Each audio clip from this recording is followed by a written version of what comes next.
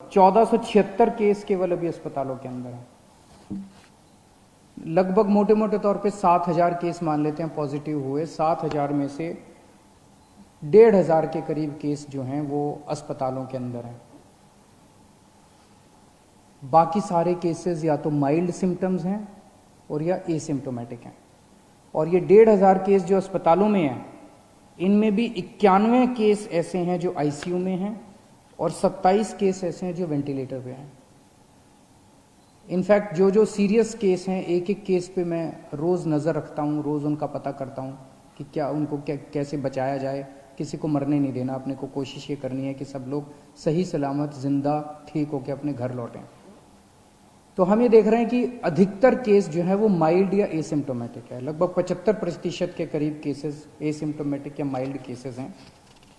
उनका अब केंद्र सरकार ने आदेश निकाले हैं कि उनका इलाज अगर हम चाहें तो उनके घर पे भी हो सकता है, उनको अस्पतालों में आने की ज़रूरत नहीं है। उसका अब हम लोगों ने इंतजाम किया है। जो लोग एसिम्टोमेटिक होते हैं, जो लोग माइल्ड सिम्टम वाले होते हैं, जिनको थोड़ा सा बुखार है, थोड़ा सा खांसी है, ज़्यादा दिक्कत नहीं है, उन सब लोगों के घर पे इलाज का हमने इंतजाम किया है। हमारी टीम उनके घर पे जाती है, उनके पूरे परिवार को बिठा के सब समझाती है कि आपको कैसे करना है। देख के आती है उनके घर पे पहले कि क्या उनके घर में एक अलग कमरा है, क्या उनके घर में एक अलग टॉयलेट है, क्या उनको अलग से घर के अंदर सोशल आइसोलेशन किया जा सकता है। अगर उनके घर में ये सुविधाएं हैं तो फिर उस मरीज को अपने घर में ही उसका इलाज करने की इजाज़त दी जाती है। इसमें इलाज तो है ही नहीं कोरोना में, तो वो अपने घर में ही आइसोलेट हो जाते हैं। डेली हमारी टीम की तरफ से उनको फ़ोन जाता है, लगातार उनके टच में रहते हैं, उनको फ़ोन नंबर दे दिया जाता है। अगर उनको किसी भी तरह की तकलीफ हो तो वो हमसे संपर्क में रह सकते हैं। जिन लोगों के घर में ऐसे होम क्वारंटाइन करने के लिए अलग से कमरा नहीं है, उन लोगों के लिए फिर हम लोगों ने कुछ कोविड केयर सेंटर बनाए हैं, कोविड हेल्थ सेंटर बनाए हैं। वहाँ पे फिर उन लोगों को हम ले आते हैं, लेकिन और उन लोगों को वहाँ पे हम रखते हैं 13-14 दिन के लिए, जब तक वो नेगेटिव नहीं हो जाते। तो ऐसे कम लोग हैं जो कि सीरियस हैं और ऐसे बहुत कम लोग हैं जो कि जिनकी डेथ हो रही है।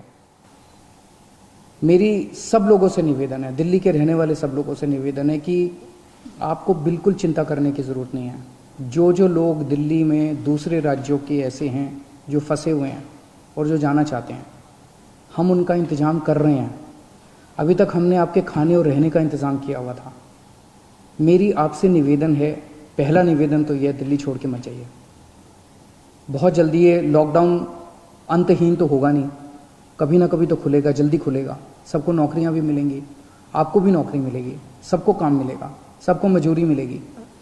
लेकिन अगर कोई फंसे हुए हैं और जाना ही चाहते हैं, हम आपके लिए ट्रेन का इंतजाम कर रहे हैं। एक ट्रेन मध्य प्रदेश जा चुकी है, एक ट्रेन हमने बिहार भेजी, अभी और ट्रेन का इंतजाम कर रहे हैं। केंद्र सरकार से भी बात कर रहे हैं, दूसरे राज्यों की सरकारों से भी बात कर रहे हैं। थोड़े दिन इंतज़ाम कीजिए, लेकिन घर से ऐसे पैदल मत निकलिए, ये आपके लिए सुरक्षित नहीं है। कुछ लोगों की ट्रेन से कुचल के मौत हो गई, कुछ लोगों की सड़क हादसे में मौत हो गई, और इतने दिन पैदल चलना बिना खाए पिए ये भी सही नहीं है। हम आपकी जिम्मेदारी लेते हैं, प्लीज़ आप इस तरह से मत निकलिए।